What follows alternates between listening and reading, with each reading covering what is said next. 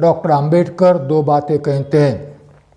Minorities are explosive force, अल्पसंख्यक यह विस्फोटक शक्ति है। आप सेना के माध्यम से, आप सत्ता के माध्यम से, आप पुलिस बल के माध्यम से अल्पसंख्यकों को दबा सकते हैं, परंतु कुछ समय तक परमानेंट सॉल्यूशन नहीं है। आज वर्तमान में 48 की बात डॉक्टर अंबेडकर कह रहे हैं, मैं 2021 में कह रहा हूं कि किसी भी अल्पसंख्यक समुदाय को आप पुलिस और सेना बल के माध्यम से हमेशा के लिए दबा कर नहीं रख सकते, क्योंकि मैं डॉक्टर अंबेडकर को मानने वाला हूं और डॉक्टर अंबेडकर कहते हैं it is an explosive force, बड़ी ही विस्फोटक शक्ति है, और if it erupts can blow up the whole fabric of the state. यदि इस विस्फोटक शक्ति का विस्फोट होता है तो राज्य का ताना बाना ही तहस नहस हो सकता है, राज्य का ढांचा ही उद्ध्वस्त हो सकता है। और जब जब अल्पसंख्यकों को दबाने का प्रयास किया गया, सेना के द्वारा, पुलिस के द्वारा, सत्ता का आश्रय लेकर दबाने का प्रयास किया गया, तब तब उन देशों में विस्फोट हुआ, देश टूट गए। रिसेंट डॉक्टर अंबेडकर उस समय 48 में यूरोप का उदाहरण देते थे। यूरोप में जब भी अल्पसंख्यकों का विस्फोट हुआ, देश टूट गए। आज युगोस्लाविया जैसे देश का कहीं नामो निशान नहीं है। इंग्लैंड से आयरलैंड अलग हो गया है। रिसेंट एग्जाम्पल, पाकिस्तान टूट गया 1971 में, और तोड़ने में भारत ने अहम भूमिका निभाई। क्यों टूट गया? क्योंकि एक तबका दूसरे तबके को सेना के बल पर अपने कब्जे में रखना चाहता था, रख नहीं पाया, धर्म एक होने के बाद भी। और इसीलिए डॉक्टर अंबेडकर कहते हैं 1948 में कि अल्पसंख्यक विस्फोटक शक्ति होते हैं। आप कितने भी बहुसंख्यक हो, आप कितना भी सेना बल हो, 1 साल के ऊपर हो गया, अभी तक कश्मीर से हम अपनी सेना को हटा नहीं पाए हैं। सेना के भरोसे कश्मीर में हम लोगों का राज कायम है। कब तक चलेगा ऐसे? कब तक वहां सेना रखना चाहोगे आप? और इसीलिए डॉक्टर अंबेडकर कहते हैं कि इसके जरिए हम किसी को भी अल्पसंख्यकों को अपने कब्जे में नहीं रख सकते। विस्फोट हुआ, होने की संभावना है, जब भी दबाने का प्रयास करते हैं होने की संभावना है। विस्फोट हुआ तो राजकीय ढांचा तहस नहस हो जाएगा। यूरोप इसका इतिहास है, भारतीय उपखंड भी इसका इतिहास प्रस्तुत करता है। पाकिस्तान टूट गया, यह इतिहास का आधुनिक उदाहरण है। पिछले शती का 1971 का यह उदाहरण है। दूसरी बात, अल्पसंख्यक और बहुसंख्यक के संबंध में डॉक्टर अंबेडकर कहते हैं भारत का अल्पसंख्यक समुदाय इस बात पर सहमत हो गया है कि वह अपने अस्तित्व को बहुसंख्यकों के हाथों में सौंप दे। यह बात पाकिस्तान के निर्माण के बाद की बात है। डॉक्टर अंबेडकर यह सूचित करना चाहते हैं कि जिनका विश्वास, अल्पसंख्यकों का जिनका विश्वास धर्म पर आधारित राष्ट्र के स्थापना में था, वह पाकिस्तान चले गए हैं। जो भारत में रह रहे हैं अल्पसंख्यक, वह स्वेच्छा से रह रहे हैं। ऐसा नहीं कि उनको पाकिस्तान जाने का अवसर नहीं था, परंतु स्वेच्छा से रह रहे हैं। उन्होंने भारत में रहना स्वीकार कर कर बहुसंख्यकों का अपने साथ रहना स्वीकार कर लिया है और बहुसंख्यकों के हाथ में अपना अस्तित्व सौंप दिया है। उन्होंने यह मान्य किया है कि हम भारत में रहकर भी बहुसंख्यकों के हाथों सुरक्षित रहेंगे, ऐसा मान्य किया है। क्योंकि संविधान की ओर वह बहुसंख्यकों के राज के रूप में नहीं देख रहे थे, संविधान को सेक्युलर डेमोक्रेटिक कॉन्स्टिट्यूशन के तौर पर देख रहे थे। और सेक्युलर भारत में धर्मनिरपेक्ष भारत में हमारा धर्म भी सुरक्षित रहेगा, हमारी भारतीयता भी सुरक्षित रहेगी और हमारे अधिकारों का संरक्षण बहुसंख्यांक करेंगे।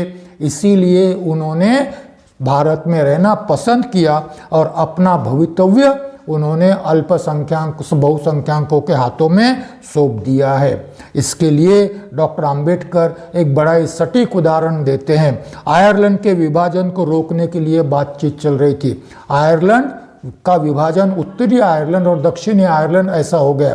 पहले आयरलैंड इंग्लैंड से अलग हो गया, बाद में उत्तरी आयरलैंड और दक्षिण दोनों क्रिश्चियन, परंतु एक कैथोलिक दूसरे प्रोटेस्टेंट। कैथोलिक का बहुमत था और प्रोटेस्टेंट अल्पसंख्यक थे।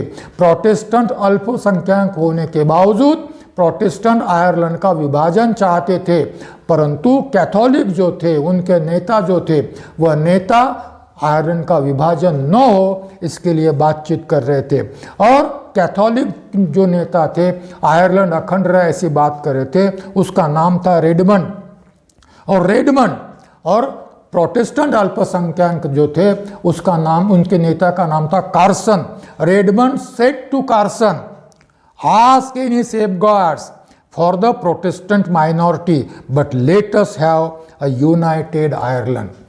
आप प्रोटेस्टेंट हो, आप माइनॉरिटी में हो, हम आपको स्वीकार करते हैं, हम आपके अस्तित्व को स्वीकार करते हैं, परंतु हमारा अनुरोध है, अनुरोध करते हैं, हमारा अनुरोध है, आप चाहे जो संवैधानिक आरक्षण और संरक्षण मांग ले, हम देने को तैयार है, परंतु आयरलैंड को अखंड रहने दीजिए, आयरलैंड के टुकड़े मत कीजिए। अल्पसंख्यकों के नेता कार्सन क्या कहते हैं इस जवाब में? धर्म एक है, भारत में तो धर्म भी एक नहीं है। अल्पसंख्यकों का धर्म अलग है, बहुसंख्यकों का धर्म अलग है। ऐसा होते हुए भी कार्सन, एक ही धर्म के होने के बाद, ये पंथ भेद होने के बावजूद, कार्सन क्या कहते हैं? Carson's reply was damn your safeguards. क्या कहते हैं Carson? Damn your safeguards, we don't want to be ruled by you. चूल्हे में जाए आपके आरक्षण और संरक्षण, भाड़ में जाए आपके आरक्षण और संरक्षण। हम नहीं चाहते कि आप हम पर राज करें, हम नहीं चाहते कि आप हम पर राज करें। आपका राज हमें मान्य नहीं है, हम स्वयं अपने पर राज करना चाहते हैं, हमें अखंडता से कोई लेना देना नहीं है। क्या आज का बहुसंख्यक समुदाय इस रेडमंड और कार्सन के डायलॉग से कुछ सीखना चाहेगा? सीखना चाहिए। यदि भारत को अखंड रखना है तो भारत के, डॉक्टर अंबेडकर 48 में कहते हैं, भारत के किसी भी अल्पसंख्यक ने इस प्रकार का रुख नहीं अपनाया है। बचे हुए अल्पसंख्यक यह रुख नहीं अपना रहे हैं। और फिर डॉक्टर अंबेडकर बहुसंख्यकों को कहते हैं कि भाई आप बहुसंख्यक हो, परंतु आप पॉलिटिकल मेजॉरिटी नहीं हो। डॉक्टर अंबेडकर क्या कहते हैं? आप पॉलिटिकल मेजॉरिटी नहीं हो, आप सांप्रदायिक मेजॉरिटी हो। धर्म के आधार पर मेजॉरिटी है और भेद है पॉलिटिकल मेजॉरिटी और सांप्रदायिक मेजॉरिटी में। पॉलिटिकल मेजॉरिटी आगे चलकर पॉलिटिकल माइनॉरिटी हो सकती है, ध्यान रहे मेरी बात का।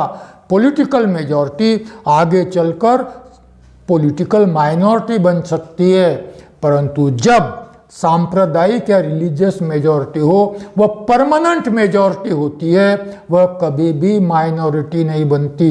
इसीलिए तो सावरकर जी ने कहा था 1940 में, यदि हिंदू बहुसंख्यक धर्म के आधार पर अपने आप को संगठित करे और डेमोक्रेसी में अपने मतों का ध्रुवीकरण करे, तो हिंदू बहुसंख्यक सत्ता में आ सकते हैं और कायम सत्ता में रह सकते हैं। 2014 में हिंदू मतों का ध्रुवीकरण किया गया, बीजेपी सत्ता में आई। 2019 में हिंदू मतों का ध्रुवीकरण किया गया, बीजेपी फिर से सत्ता में आई अधिक बहुमत के साथ। और जब जब हिंदू मतों का ध्रुवीकरण होगा तब तक हिंदू मेजॉरिटी बहुमत में आएगी।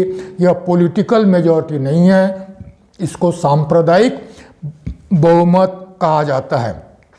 और इसीलिए डॉक्टर अंबेडकर कहते हैं कि आप कम्युनल मेजॉरिटी हो, आप परमानेंट रहने वाले हो, और बहुसंख्यांक वर्ग को अपने दायित्व का ख्याल रखना चाहिए। यदि देश आप अखंड चाहते हैं, राज्य आप अखंड चाहते हैं, राज्य का ढांचा उद्ध्वस्त न ऐसा चाहते हैं, तो आपको बहुसंख्यकों को डॉक्टर अंबेडकर कहते हैं यह आपका उत्तरदायित्व है। आपको अल्पसंख्याक के प्रति प्रतिकूल भेदभाव नहीं करना होगा। प्रतिकूल भेदभाव दो प्रकार का होता है, एक अनुकूल भेदभाव होता है, एक प्रतिकूल भेदभाव होता है। जैसे जैसे जैसे कि अनुसूचित जाति को आरक्षण, इसको अनुकूल भेदभाव कहा जाता है, इसको डिस्क्रिमिनेटिंग इक्वेलिटी कहा जाता है, अनुकूल। परंतु यदि अल्पसंख्यकों को यदि आपके साथ लाना है तो उनके प्रति अनुकूल भेदभाव मत कीजिए, उनसे समानता का व्यवहार कीजिए। वो भारतीय है ऐसा व्यवहार कीजिए, उनके प्रति आपको भेदभाव का व्यवहार नहीं करना चाहिए। परंतु CIA और NCR यह भेदभाव के व्यवहार के प्रतिकूल भेदभाव के व्यवहार के प्रतीक है। अल्पसंख्यक वर्ग इसी प्रकार अपना पृथक अस्तित्व बनाए रखेगा या अपने को राष्ट्र की मुख्य धारा में विसर्जित करेगा, यह बात बहुसंख्यक के वर्ग के व्यवहार पर निर्भर करती है। अल्पसंख्यक बने रहे या न बने रहे, इसका निर्णय बहुसंख्यकों को करना है, ऐसा डॉक्टर अंबेडकर कहते हैं। क्या कहते हैं डॉक्टर अंबेडकर? अल्पसंख्यक हमेशा अल्पसंख्यक बने रहे या न बने रहे, यह किस पर निर्भर करता है? बहुसंख्यकों पर निर्भर करता है। जिस दिन बहुसंख्यक अल्पसंख्यकों के प्रति प्रतिकूल भेदभाव का व्यवहार नहीं करेंगे, उसी दिन अल्पसंख्यक बने रहने का कोई कारण विद्यमान नहीं रहेगा, कोई औचित्य नहीं रहेगा, और अल्पसंख्यक भारत की मुख्य धारा से जुड़ जाएंगे। और इसीलिए अल्पसंख्यक रहे या न रहे, यह बात बहुसंख्यकों के उनके प्रति व्यवहार पर निर्भर करती है।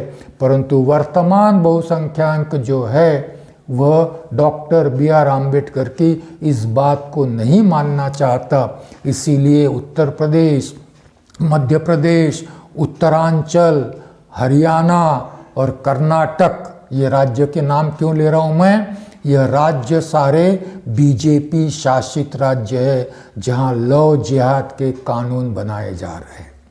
लव जिहाद का कानून यह बहुसंख्यकों का अल्पसंख्यकों के प्रति प्रतिकूल भेदभाव का प्रतीक है।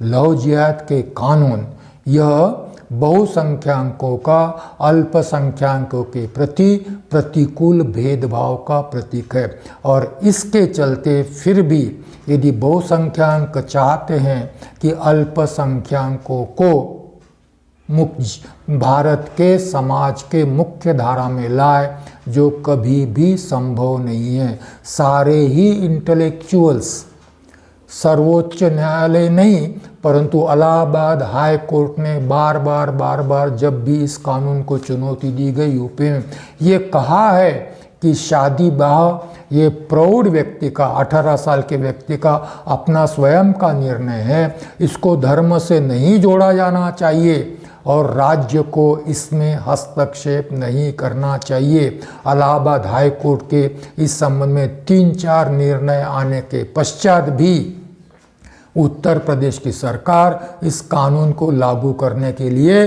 प्रतिबद्ध है। और मध्य प्रदेश की सरकार को तो इतनी जल्दी हो गई है कि उन्होंने राज्यपाल के माध्यम से अध्यादेश ही निकाल दिया। और बीजेपी के राज्यों में होड़ लगी हुई है कि किसका कानून अधिक कठोर है।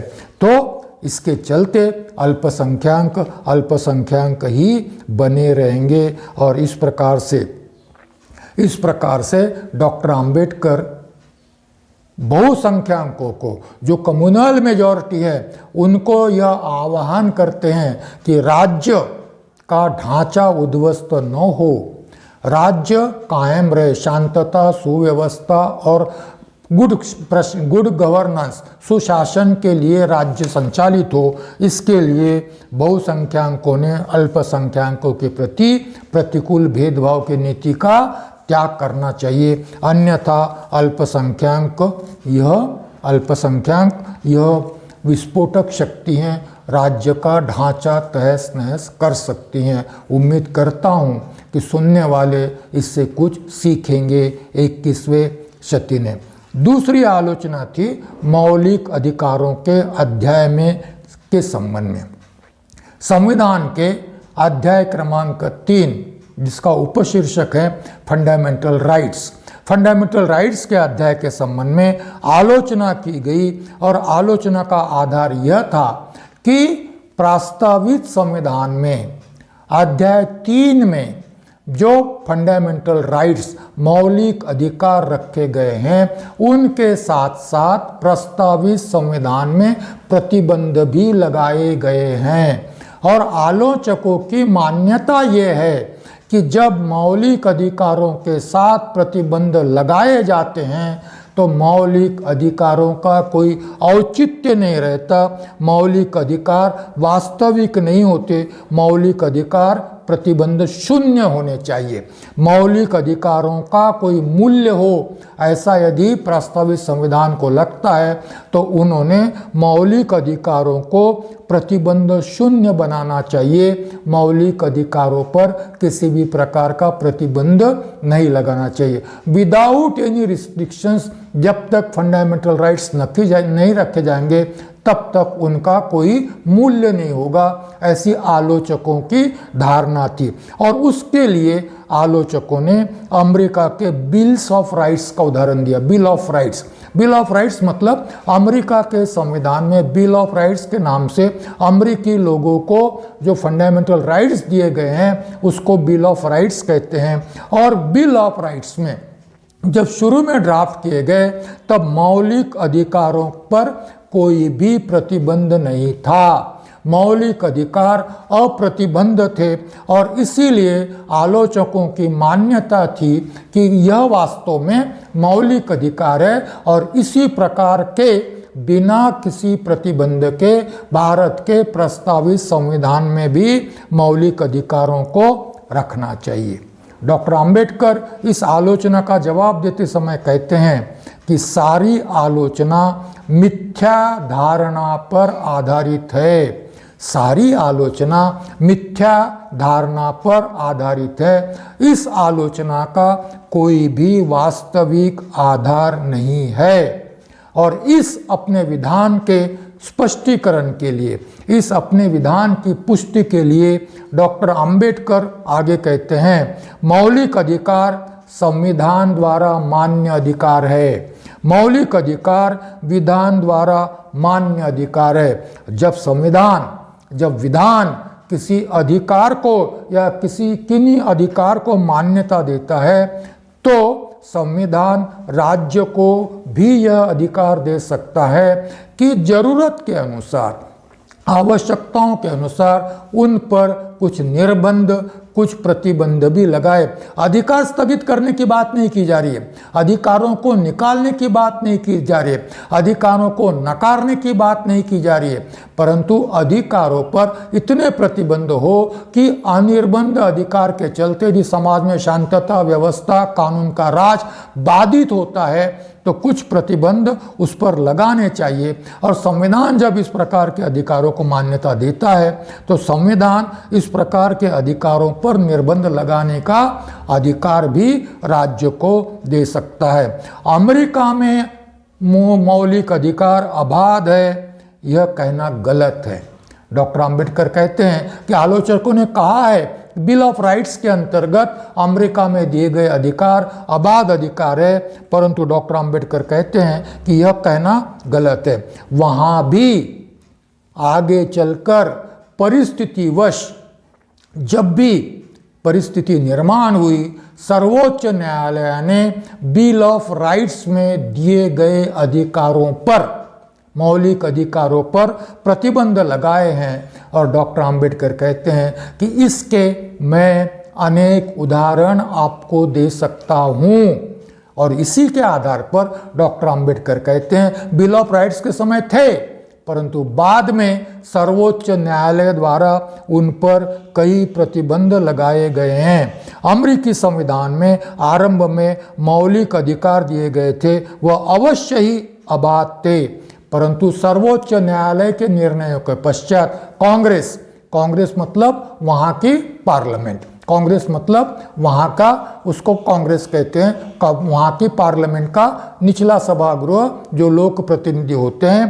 कांग्रेस को शीघ्र ही यह आभास हो गया कि यदि मौलिक अधिकार अनिर्बंध रहे तो समाज में न्याय, समाज में कानून की व्यवस्था, समाज में शांति और सुव्यवस्था बनाए रखना करीब करीब मुश्किल हो जाएगा।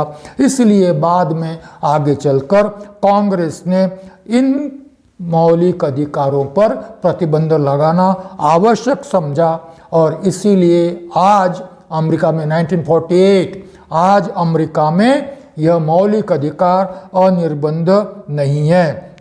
और अमेरिका में आज पहले न्यायालय ने प्रतिबंध लगाए और बाद में कांग्रेस के माध्यम से उन पर प्रतिबंध लगाए गए। डॉक्टर अंबेडकर कहते हैं प्रस्तावित संविधान में हमने मौलिक अधिकार यदि अनिर्बंध रखे होते तो पहले न्यायालय में जाना पड़ता, न्यायालय उस पर प्रतिबंध लगाते और न्यायालय ने प्रतिबंध लगाने के बाद हमारे संसद में शायद वह विचार आता। इसका अर्थ यह होता कि प्रतिबंध लगाने के लिए संसद को न्यायालय पर निर्भर होना पड़ता, परंतु अमेरिका के अनुभव से हमने यह सीखा कि न्यायालय पर निर्भर क्यों रहा जाए। न्यायालय पर निर्भर रहने के बजाय हम लोगों ने यह सोचा उचित है प्रस्तावित संविधान में कि यह अधिकार हम राज्य को ही दे दे और इसीलिए संविधान ने राज्य को मौलिक अधिकारों पर कुछ प्रतिबंध लगाने का अधिकार दिया है, परंतु संविधान ने इसकी चिंता की है कि राज्य मौलिक अधिकारों को हटा नहीं पाएंगे, परमानेंटली मौलिक अधिकार कायम रहेंगे कुछ प्रतिबंधों के साथ। और राज्य कौन से प्रतिबंध लगाएगा और कौन से नहीं लगाएगा इसका भी प्रावधान संविधान में किया गया है और इसकी सुरक्षा की जिम्मेदारी बाद में संविधान में सर्वोच्च न्यायालय को दी गई है। और इसीलिए जब सामान्य स्थिति में मौलिक अधिकारों पर कोई प्रतिबंध लगाए जाते हैं तो उन प्रतिबंधों को सर्वोच्च न्यायालय में चैलेंज किया जाता है और वह प्रतिबंध संविधान के अनुरूप है या नहीं इसके लिए सर्वोच्च न्यायालय विचार करता है। 2017 में राइट टू प्राइवेसी का चर्चा हो रही थी सर्वोच्च न्यायालय में। राइट टू प्राइवेसी पर सरकार ने अलग अलग निर्बंध लगाए थे, परंतु सर्वोच्च न्यायालय ने कहा कि right to privacy fundamental right है और इसीलिए सरकार इस पर इस प्रकार के प्रतिबंध नहीं लगा सकते। तो इन सारे प्रावधानों के चलते संविधान ने यह मान्य किया, प्रस्तावित संविधान ने उस समय, कि प्रतिबंध लगाने का, मौलिक अधिकारों पर प्रतिबंध लगाने का अधिकार राज्य को होना चाहिए और दिया गया है। उसके बाद में डॉक्टर अंबेडकर उस आलोचना का जवाब देना चाहते हैं जो आलोचना निदेशक तत्वों के संबंध में की गई थी, निदेशक सिद्धांतों के संबंध में की गई थी, जो अध्याय 4 में है, जिसको कहते हैं directive principles of state policy. यह अध्याय फंडामेंटल राइट्स के बाद आता है और जिसका शीर्षक रहा है directive principles of state policy. Doctor Ambedkar इस अध्याय के संबंध में कहते हैं सांसदीय लोकतांत्रिक संविधान का यह एक अनोखा वैशिष्ट्य है। भारत के प्रस्तावित संविधान में डायरेक्टिव प्रिंसिपल जो रखे गए, निदेशक तत्व जो रखे गए, उसको भारत के संविधान का एक विशिष्टता माननी चाहिए, भारत की संविधान के एक यूनिक फीचर माना जाना चाहिए, क्योंकि दुनिया के किसी भी लोकतांत्रिक संविधान में इस प्रकार का प्रावधान नहीं है। अपवाद सिर्फ आयरिश इंडिपेंडेंट स्टेट का है, आयरिश स्वतंत्र राज्य का अपवाद है। बाकी और किसी भी राज्य के, किसी भी राष्ट्र के संविधान में इस प्रकार के प्रावधानों का उल्लेख नहीं है, और इसी को भारत के संविधान की विशेषता मानना चाहिए। आलोचक क्या कहते हैं? सिद्धांत केवल पवित्र घोषणा मात्र है, दायित्व आरोपित करने की शक्ति नहीं है। इसकी तुलना, डायरेक्टिव प्रिंसिपल्स की तुलना आलोचक फंडामेंटल राइट्स से करते हैं।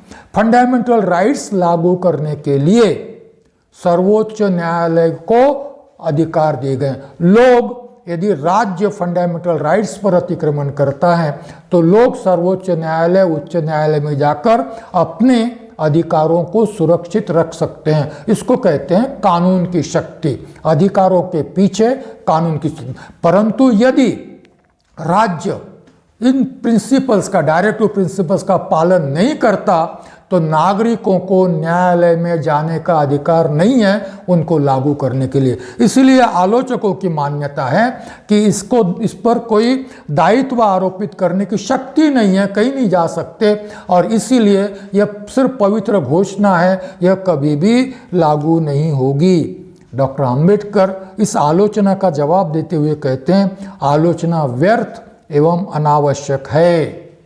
क्या कहते हैं डॉक्टर अंबेडकर? आलोचना व्यर्थ एवं अनावश्यक है। डॉक्टर अंबेडकर ये मानते हैं, यह सही है कि डायरेक्टिव प्रिंसिपल्स के पीछे कोई कानूनी शक्ति नहीं है, कानून का कोई बल नहीं है, कानून के द्वारा इनको लागू नहीं किया जा सकता, परंतु कानून का बल ही, कानून की शक्ति ही लागू करने के लिए एकमेव शक्ति नहीं होती। लोकतंत्र में अलग शक्तियां भी विद्यमान होती हैं लोकतंत्र में, जिनके द्वारा हम इन सिद्धांतों को लागू कर सकते हैं, और इसीलिए कानून का बल नहीं है, इसीलिए यह डायरेक्टिव प्रिंसिपल्स या निदेशक सिद्धांत बेमानी है। इस बात को मैं मान्य नहीं करना चाहता। डॉक्टर अंबेडकर लोकतंत्र में विश्वास करते हैं, डॉक्टर अंबेडकर लोकतांत्रिक शक्तियों में विश्वास करते हैं, जिनमें कानून एक शक्ति हो सकती है परंतु लोग दूसरी शक्ति भी होती हैं, और इसीलिए डॉक्टर अंबेडकर कहते हैं कि यह निर्देश है, किसको? विधायिका को निर्देश है, यह शासन को नहीं, यह निर्देश है विधायिका को निर्देश है, यह निर्देश है कार्यपालिका को निर्देश है। इसका अर्थ विधायिका इस पर कानून बना सकती है, और कार्यपालिका मतलब मंत्रिमंडल भी इसमें अगुवाई कर कर इनको लागू करने का प्रयास कर सकते हैं। जहां शांति, व्यवस्था एवं सुशासन के लिए कुछ सामान्य नियम बनाए जाते हैं, जब सामान्य निर्देश दिए जाते हैं, ऐसी स्थिति में शांति, व्यवस्था और सुशासन कायम रहे, इसलिए इस प्रकार के निर्देश विधायिका और कार्यपालिका को देना आवश्यक होता है। संविधान क्या है? संविधान केवल एक मशीनरी है। गवर्नमेंट का शासन कैसे हो इसके संबंध में केवल एक मशीनरी है, और ऐसी स्थिति में जब लोकतंत्र में जब इस प्रकार की शासन व्यवस्था आती है तो विधायिका और कार्यपालिकाओं को कुछ निर्देश देने आवश्यक होते हैं। परंतु भारत के संविधान के बारे में जब बात की जाए तो भारत में लोकतंत्र की व्यवस्था हम लोग स्वीकारी है, और इस लोकतंत्र की व्यवस्था में मल्टी पार्टी डेमोक्रेसी की बात है। राजकीय पक्ष में विविधता होगी, और जब ये राजकीय पक्ष सत्ता प्राप्त करने का प्रयास करेंगे तो किनके पास जाना होगा? लोगों के पास जाना होगा, लोगों को मत मांगना होगा, लोगों को वोट मांगना होगा, और लोगों से वोट प्राप्त कर कर ही कोई भी पक्ष सत्ता में आएगा। और जब वोट मांगने जाएंगे सत्तारूढ़ पक्ष तो उनको पूछेंगे लोग कि आप डायरेक्टिव प्रिंसिपल्स के बारे में क्या कर रहे हो, आप डायरेक्टिव प्रिंसिपल्स को मानते हो क्या? आप डायरेक्टिव प्रिंसिपल्स को नहीं मानते तो हम आपको वोट क्यों दें? डायरेक्टिव प्रिंसिपल्स एक प्रकार से वह निर्देश है विधायी का। और इसके संबंध में डॉक्टर अंबेडकर कहते हैं कि भाई हमने संविधान जो बनाया है किसी एक विशिष्ट फिलॉसफी पर आधारित नहीं है, एक विशिष्ट पक्ष को सत्ता में लाने के लिए संविधान नहीं बनाया है। संविधान इसलिए बनाया है कि कोई भी पक्ष संविधान के विरोधी नहीं है, संविधान को मानने वाला परंतु भिन्न विचारधारा रखने वाला कोई भी पक्ष सत्ता में आता है। और इसीलिए कोई भी पक्ष सत्ता में आए उनके लिए निदेश के सिद्धांत आवश्यक है। यदि ऐसे सिद्धांत नहीं रखे गए तो वह पक्ष सत्ता में आकर संविधान का विरोध करेगा, संविधान ही नष्ट करने का प्रयास करेगा। और इसीलिए यह निर्देश दिए गए और यह निर्देश लोगों द्वारा लगाने के लिए लोग द्वारा लगाए जाएंगे। जब सत्ता पक्ष सत्ता में आने के लिए पक्ष लोगों के पास जाएंगे, लोग पूछेंगे कि आप डायरेक्टिव प्रिंसिपल्स के बारे में क्या करने वाले हो? डायरेक्टिव प्रिंसिपल्स लगाने, ये तो हमारे कल्याण के सिद्धांत है ना, यह हमारे कल्याण के, सत्ता पक्ष कोई भी हो, आपकी विचारधारा कुछ भी हो सकती है, परंतु लोक कल्याण के यह सिद्धांत है। यह सिद्धांत सामाजिक न्याय के सिद्धांत है, यह सिद्धांत आर्थिक न्याय के सिद्धांत है। यदि इसको आप लागू नहीं करना चाहते तो हम यह मानेंगे कि आपका संविधान पर विश्वास नहीं है और इसीलिए हम आपको वोट नहीं देंगे। इसलिए प्रत्येक पक्ष को लोगों के पास जाते समय यह कबूल करना पड़ेगा कि हम संविधान को मानते हैं, हम डायरेक्टिव प्रिंसिपल्स को मानते हैं, हम लोक कल्याण के लिए सत्ता में आ रहे हैं और इसीलिए हमें आप वोट दीजिए। डॉक्टर अंबेडकर कहते हैं लोगों की अदालत यह न्यायपालिका से बड़ी होती है।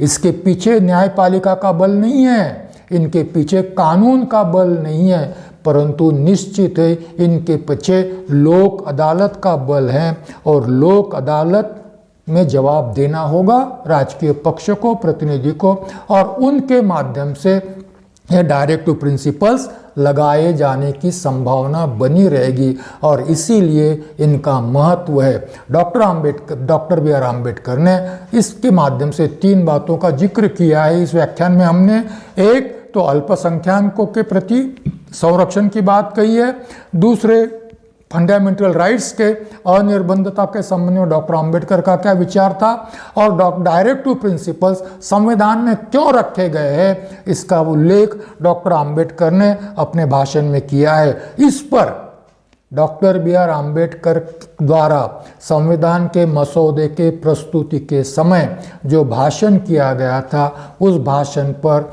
हमारे इस व्याख्यानमाला में एक और व्याख्यान होगा। वह व्याख्यान 21 मार्च 2021 को होगा। वह इस भाग का आखिरी हिस्सा होगा जहां पर डॉक्टर बाबा साहब अम्बेडकर द्वारा संविधान सभा में मसौदा प्रस्तुति के समय दिए गए व्याख्यान पर का दिए गए भाषण पर की चर्चा हम समाप्त करेंगे, उसका समापन करेंगे।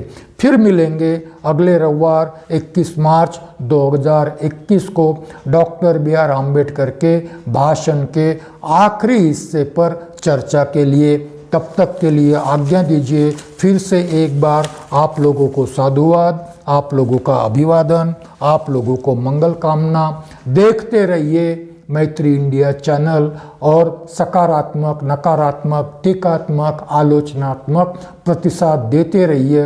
यह सारी ही बातें हमारे लिए प्रेरणादायी होती है और मैं फिर से आह्वान करूँगा कि यह सारी बातें आज भी उतनी ही प्रासंगिक है।